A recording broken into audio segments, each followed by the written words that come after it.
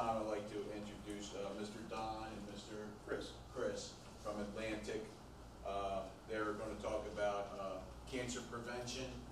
Real quickly, we're trying to stay, it's the cutting edge of safety because it's critical for us to come up with prevention and prevent cancer. That's impacting my brother, this gentleman here, myself. I had, skin cancer. I mean, most of us probably have someone that we love that has cancer, and now it's impacting our brothers and sisters who fight fires. So at this time, Atlantic and Don, you got the stage. Thank you, guys.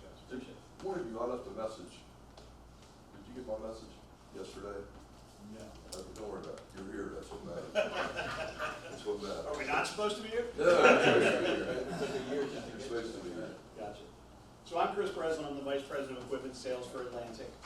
Atlantic is the dealer for Pierce in the area, and Don Moorhead is our local rep in this area at Kent Island. So thank you for having us for today and give us the opportunity to chat with you. I talked to a few as you came in. It sounds like there's quite a few survivors.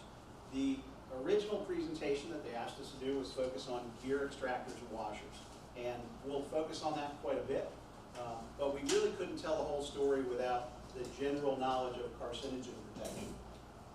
So one of the things that Atlantic has done with a number of manufacturers, and we brought some show and tell with us as well, is focus on carcinogen protection in the fire service. Our partner OEM, Pierce Manufacturing, has done the same. And we have both partnered with the Firefighter Cancer Prevention Network. So we work very closely with that organization. Some of you may be in that network.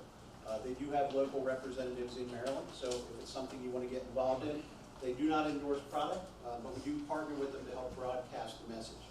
So one of the things that we have done both with our equipment partners and with our apparatus partner is something called the CARE Initiative, which is Carcinogen Awareness and Reduction to Exposure. So you'll see that CARE logo on Pierce apparatus. You'll see it in some of the manufacturers as they move to add things that will help block carcinogens in the fire service. One of our vendors did a very cool presentation. It was actually done with a fire department in Florida. We have a short video we'd like to show you. It just tells you how much the carcinogens and how far they can track, and the importance of cleaning gear and cleaning the fire. Just watch that video. So this is super invisible powder that's used actually for theft detection and cash, but one of the things we're trying to simulate is pretending that this is black soot, just the same type of soot that comes off combustible and burning materials you would encounter in a fire incident response. The initiative actually came to us right from the Palm Beach County Fire Rescue Department. They were very interested in understanding about how what they did for work was impacting their health, specifically how maybe being a firefighter or an EMS responder may increase their risk for cancer. One of the things we were trying to do today is figure out, is there a way we can demonstrate how maybe cancerous materials are transferred from a fire incident response back to the fire station and personal vehicle. And so today was really a teaching exercise and a scientific exercise of trying to see how we demonstrate where soot, represented by this invisible dye, might be transferring from when they go to respond to a fire and come back to the fire station. So the goal today was trying to be able to identify, can we feasibly show how soot is transferred from a fire incident response back to their truck and back to the fire station.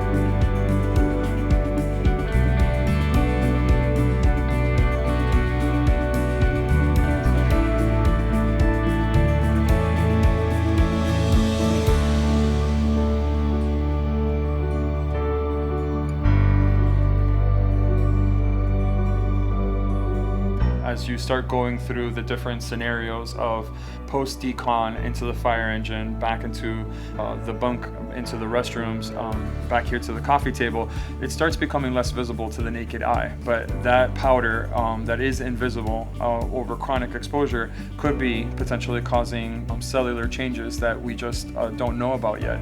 And hopefully through some of our studies we can start identifying those changes.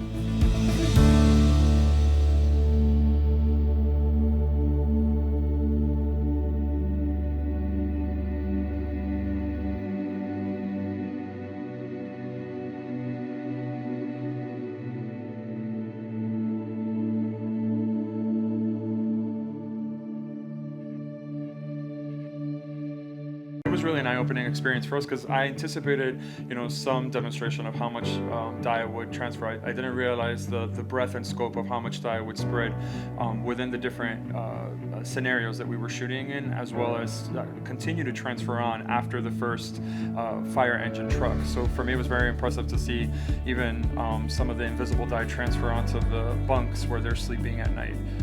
Even if it's a smaller quantity, you could imagine that low-dose chronic exposure of this dye might be potentially increasing the risk over time. We filmed today in the EMS's personal vehicle. You could easily see even fainter wisps of plume of dye on the ceiling as well as on the seat that were not direct contacts but were physically visible on this, suggesting that the particulate moves around. So you might not visibly see soot, and in this case we got to see a dye, but that could potentially be increasing your cancer risk. The firefighter works as a fomite and is transferring, carcinogen from where their place of work back to their personal home. So we had an opportunity to have a child with us today to be able to demonstrate maybe what happens in passing some of that soot using a soccer ball. So we were able to have a child play with one of the EMS firefighters with that soccer ball, and we were able to see a second-degree transfer of this invisible dye, i.e. the soot, transfer from the EMS to the soccer ball and to the child. One of the activities that I hope arises from this video that we're producing is that firefighters are a little bit more cognizant about how hygiene is a very important aspect, and decontamination is an important aspect of post-incident fire response, because it makes them a little bit more aware of not only of the soot that they bring back into the fire station, but also what they might be taking to their personal homes and sharing with their families through secondary and tertiary contact of this soot on their own person. And I hope that the firefighters see that as a way of creating an opportunity for awareness and discussion of how we improve hygiene and decontamination within the fire service.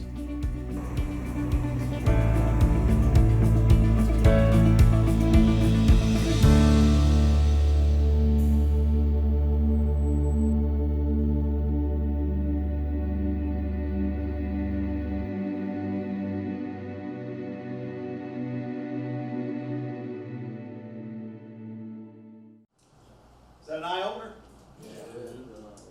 So it was for us too, and that's really why we became involved in the CARE initiative and partnered with the Firefighter Cancer Support Network. Because if we were to take a black light in this room in a similar situation, I guarantee it would be on every table, on every chair, and most of us. Chris, can you send that video to Mr. Michael LeComp, our chair?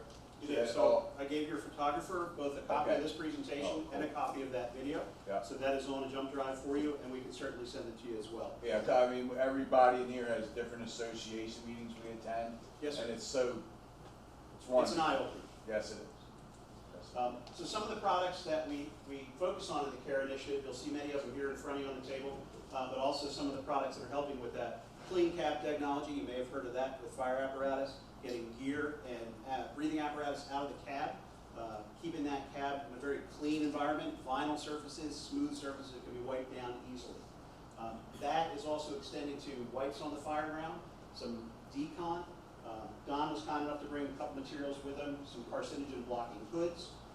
Helmet liners can actually be removable now, and the turnout gear itself is designed to be carcinogen blocking, even down to the breathing apparatus, which has strap and webbing that can be removed and laundered. So as you saw in the video, that stuff gets everywhere, more places than we even knew.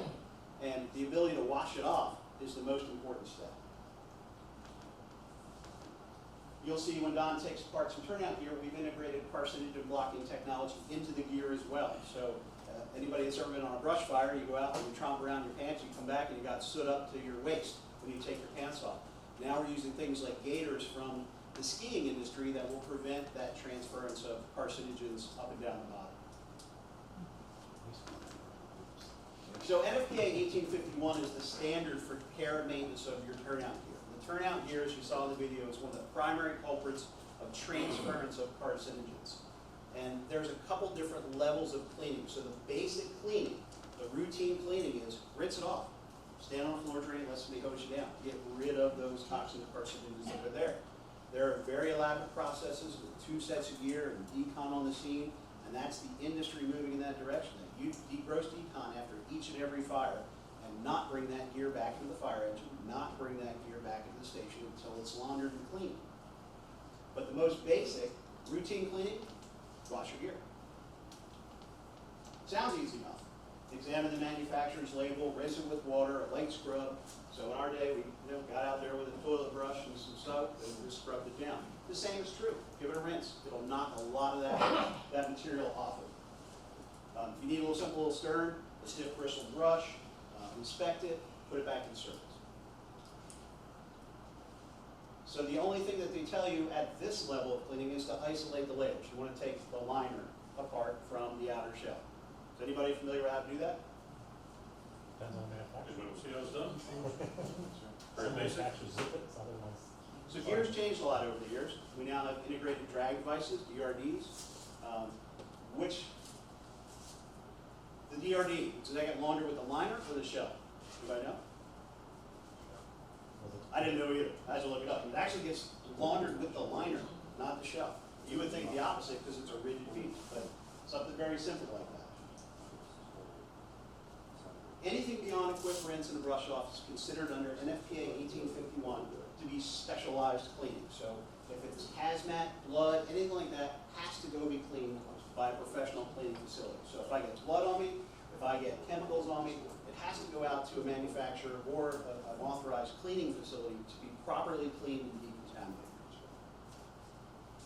And then there is advanced cleaning, which is anything that can't be rinsed off. So if I'm in a house fire, if I'm heavily soiled, I have to do advanced cleaning. And this is where things like gear extractors come in. There are actually step-by-step processes of how to advance clean your gear with specific chemicals in a specific fashion. At minimum, they're saying that advanced cleaning should happen every 12 months, at minimum. If you have a busy department, Baltimore City, PG County, they might do them every 6 months. They might do them quarterly. They might do them every month. So heavily soiled gear needs to be cleaned more frequently. A couple things we want to do and not do. We don't want to overload the machine. I can't just take all that apart, as Don's doing, and throw it in the washing machine. It doesn't work that way. One, most washing machines won't hold to be able to clean that much gear at one time. So typically what we would do is separate the liners, separate the shells, wash them separately. If you have things like hoods, again, wash them separately. So to properly clean my entire firefighter ensemble might take 3 or 4 loads in a washing machine or extractor. The big thing with extractors and washing machines, we all did this. You went to Sears, scratched a dent, put the washing machine in, and you threw your gear in it and washed it. Current gear can't handle it. It will actually break down the gear over time. Cannot use an agitator. Can't use water over 105 degrees. Most hot water heaters put out water about 120 plus degrees, depending on the hot water heater. But no chlorine bleach, temperature not to exceed 105, no agitation. There's also specifics for the detergent we use. In most cases, they suggested that it be metered. There is particular pH range, which is in the acidic range of 6 to 10.5% for pH, so that you can't use a G-force higher than 100 G, so it controls how fast the tub is spinning in order to clean it. This is only for like PVI type gear. I'm sorry? This is for gear like PVI type gear. This is considered any gear, whether it be tech rescue, whether I'm it be just talking like hoods, gloves. turnout gear, everything. Your entire firefighter ensemble, with the exception of perhaps helmets and boots, which have a separate cleaning responsibility. If that machine is used for something else, and we've all done this, you bring your laundry in on a Sunday afternoon and you throw it in the same washing machine that you wash the gear in, right? I've seen it. Before you do that, you actually have to clean that machine at temperatures of 120 to 125 degrees. Anything that's small, delicate, DRD strap, liner and helmet, hoods, I actually recommend that they be placed in a mesh bag. Can I give an example of that?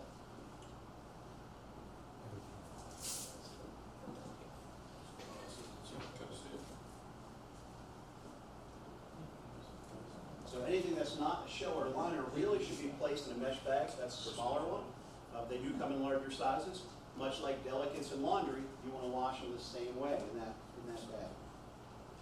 And the key is, one wash may not be enough. You might have to launder the gear 3 or 4 times once you inspect it to actually clean the gear.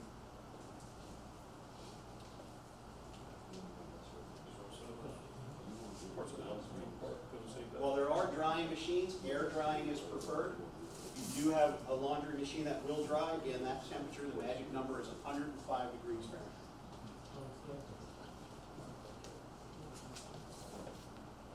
So they recommend no heat. They recommend, as I said, 105. If heat is used, it can't be more than 105 degrees. For structural gear, the manufacturers recommend a front-loading washer. They do this because front-loading washers typically don't have an agitator. You ever seen the thing in the middle of your top-loading wash that goes back and forth? That will destroy the turnout gear if you wash it. So they recommend that. There are gears, top-loading machines that do not have agitation. We'll talk about that in a minute. So again, the trick to the extractor versus a traditional washing machine, the extractor will control the agitation of the machine, the rotation of it in G-force, and the temperature.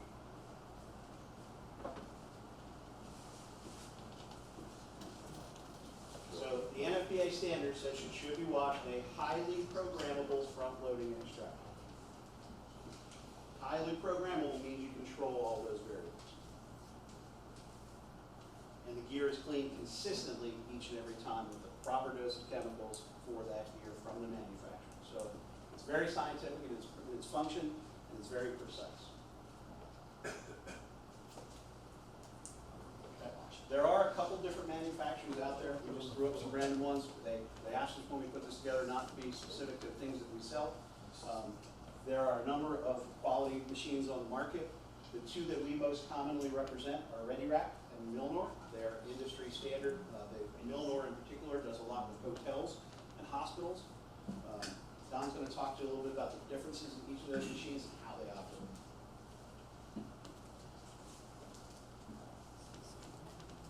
This is the ReadyRack machine. It's pretty much the same size as a commercial or as a residential washing machine. It's kind of a plug and play, just like if you went to Sears and bought yourself a new washing machine. It's household plug, same drain. It's pretty much in the same footprint as a regular washing machine. It's kind of hard to see here. So this kind of describes the inside and out of the washer. This is a top load machine. Basically, these pretty much only fit either a set of pants or a coat at a time, or like what I pass around, that would probably fit in with a coat at the same time. And backtrack for a second, I not only told you what I was passing around, but so that's a gear washing bag for hoods or for gloves for the inside of the helmet, which I pass around. I don't know how far it got, but so everything that I pass around is the inside makeup of this helmet that's replaceable. It's in the back there.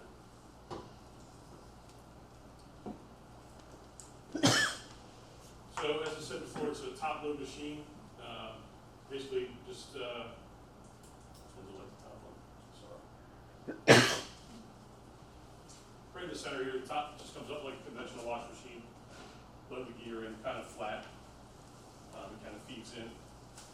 Like I said, one piece will fit at a time. So it's a very thorough wash. That way you're not like at home, you know, I mix everything together. Whites, it doesn't matter, you know. That's how I do my laundry, so. But probably tell. But it's basically an easy machine. Like I said, same footprint. As you can tell, it's not a very wide machine. So here's a picture of the internal of the machine. Basically, the gear will just kind of feed in here. You feed the pants in, and it kind of spins around. It's kind of hard to see here in this slot. This is a Milnor. This is more of a larger size, more industrial size. Like Chris said about like hotels and places like that. So this is a little bit of a larger machine, bigger footprint. The other machine that I showed before, very basic drain setup, just like a household drain. Pretty much the same as this. This also has the same plug and play. So Chris talked about before, the temperatures, can't go above 180 degrees. I'm sorry, 105, I didn't say 105. 180 is the cheaper, sorry. So 105. 105 is the same for washing machine and the dryer, so the cycles can't go above 105.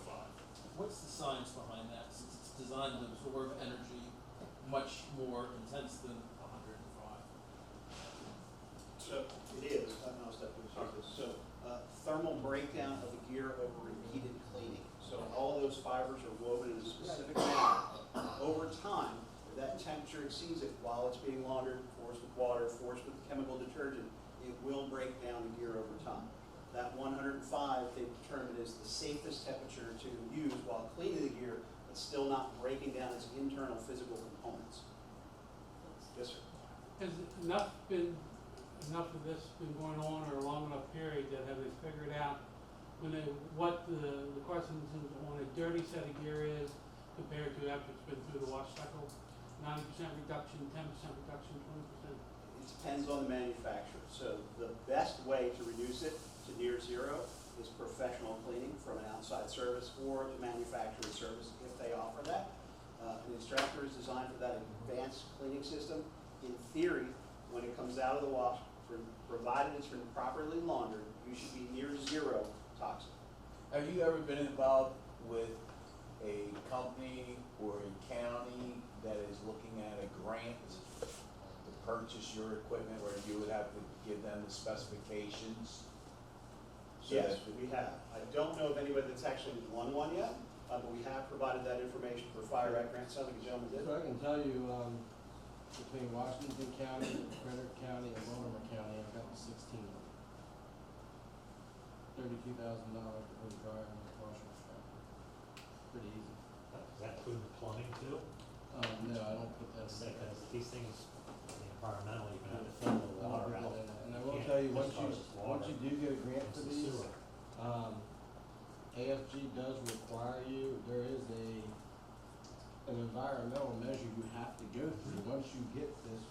That's only been the last 5 years, I'd say. Prior to that, we didn't have that. Nope. But now it has to go through an assessment, and it has to be submitted with showing the location of your building. So I just took a drone, took a shot of the building, and the last station we didn't have wet roads. Paul, can you stand up?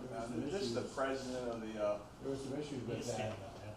no. I can sit, Mario, I'm sure people can hear me. But we had to go through an environmental study. It was pretty quick, it started at the state level, the state had to sign off on it, it went to the feds pretty much just co-signed on it. And then that part of the award, so even though we got the award on this last project, we had to go through that, which was an additional thing. Right.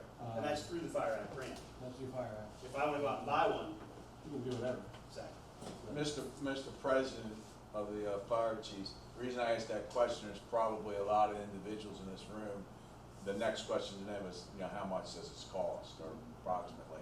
And that's why I asked the question. A lot of these outlining counties do not have the money to purchase, so that's why I asked the So question. you go through AFG, depending on your population, your responsibility is either 5% or 20%, depending on the population. The other thing is you can rate the grant, and you're not saying how much you want to buy. So I'll give you an example on this last effort that we just got awarded last year. It was for an extractor and a dryer. Well, we ended up getting 4 dryers for the cost of 1 cabinet dryer, because we got the dryers that you could slide gear over top of. And those dryers were much cheaper than it was to get 1 cabinet to put everything into. You could only put, maybe 4 coats and 5 pants. It depends on how you, or the boot configuration, depending on how you set the storage cabinet up. So this department, Boonesboro, went with a different dryer, and all we had to do was do an amendment to the grant to get the amendment done to get the dryers. They don't tell you how much you can buy. They just say, this is the amount of money you asked Right. for, and this is what we need. Sure. And part of the purpose in showing those 2 extremes of machines between the Ready Rack and that Milnor is there are very inexpensive options that can meet a budget-friendly department if you're not fortunate enough to receive a grant, or the other extreme where you can go very high-end and very detailed, especially for a larger department that launders their gear more often. The sad part for us in Middle River, we wrote a grant I rode for White Marsh. Right. White Marsh got the washer and dryer, 40 cents a turnout gear, Little River got the washer and dryer, no gear. So the running joke for me was I really needed the gear more than I needed the washer and dryer to pay the rest. But We just bought, a mill last year and a dryer, Delmont, Okay. and, it worked well. Worked pretty well Really for you. good.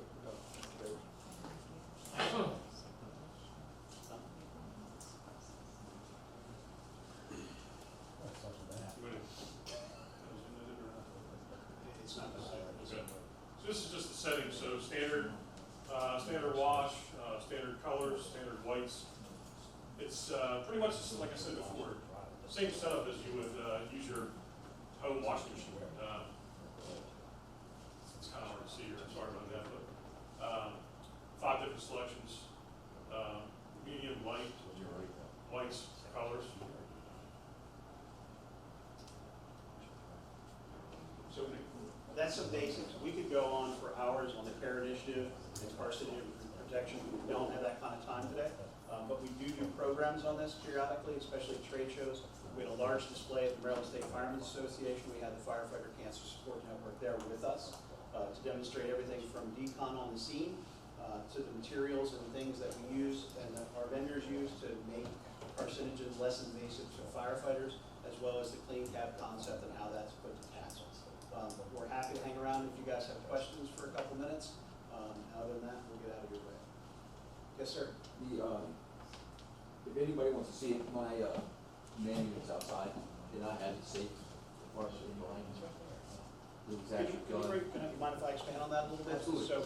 So one of the things is, as we said, that to get the gear away from the firefighter and out of the cab.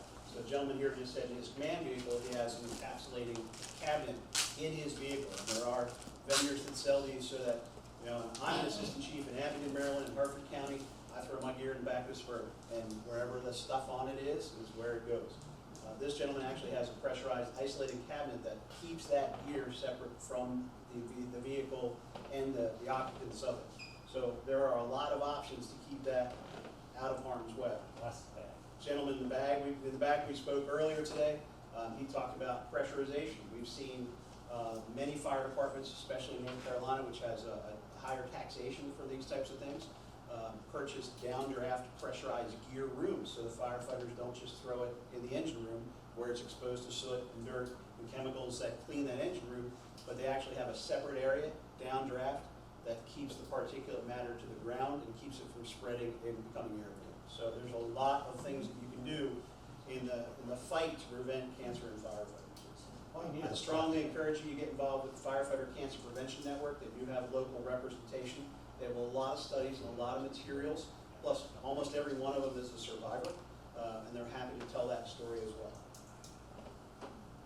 Actually, misnomer, a plastic bag, from my knowledge, a plastic bag is your best defense against particulates. You go out and buy, I mean, if you don't, when all bets are off, a plastic bag, you tie it up, you bend over the thing, you tape around it. That's what we do in asbestos removal. If the federal government says this is how you're gonna prevent asbestos from being airborne, I mean, it's the same thing as putting gear in a bag, turn it over, wrap it, tape it back up. People are, I know this stuff's scary, but let's kind of think common sense over all this stuff. It is. We work with a company by the name of Hygenol, which actually puts together a bucket for us that fits nicely on the apparatus, takes a very small amount of space in the compartment. It carries a 6 mil plastic bag, as you mentioned. It carries gloves, goggles, and wipes for everybody on the crew. It basically is enough to decon 4 firefighters or 1 engine crew coming out of the building, or truck guys, we like truck guys. And we'll decon them in the field, gets their gear off them, knocks down the carcinogens, and helps isolate them. The big thing after that is shower within the hour. You've got to get these guys in the shower, get them cleaned off.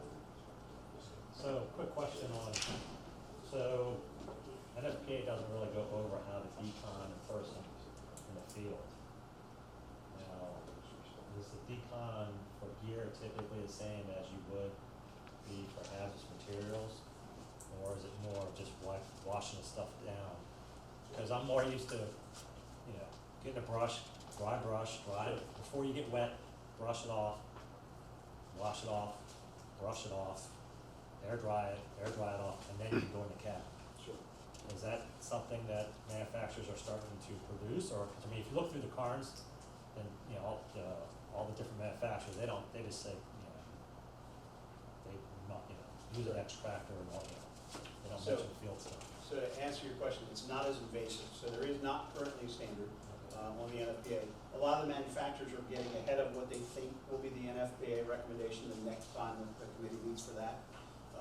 Right now, the recommendation and popular opinion, if you will, is a head-to-toe decon, very non-invasive, soap and water, in some cases just plain water, but rinsing it off. So from the CARE initiative, from a number of manufacturers, including Pierce, we're putting hot water exchangers on the fire apparatus to allow them to use hot water.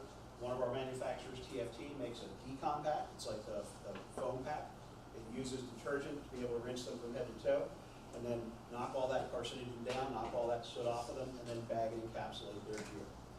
Very little for firefighters on the scene other than decon. The Hydronol product does have wipes, but it also has field decon.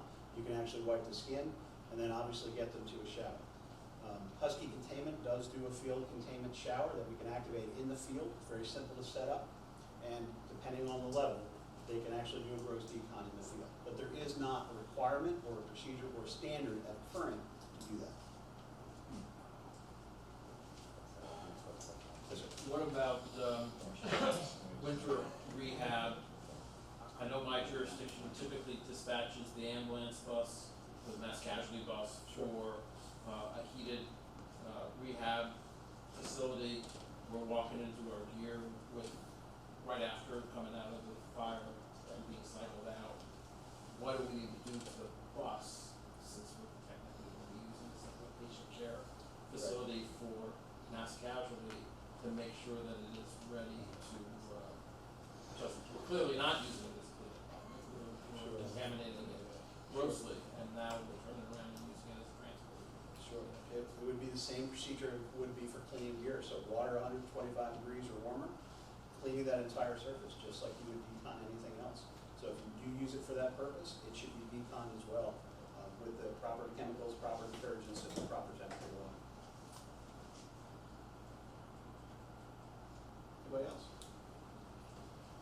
So this presentation in its entirety, as well as the video, is with your cameraman. If there's other questions, I'll leave my card. You can reach out to us directly. If you'd like, we'd be happy to come back and talk about the subject matter more in depth and dedicate a little more time to it. We have lots of examples and lots of cases, even from our manufacturing partners. So we'd be happy to speak to you about the CARE initiative and the firefighter cancer support. So thank you very much for having us. We appreciate it.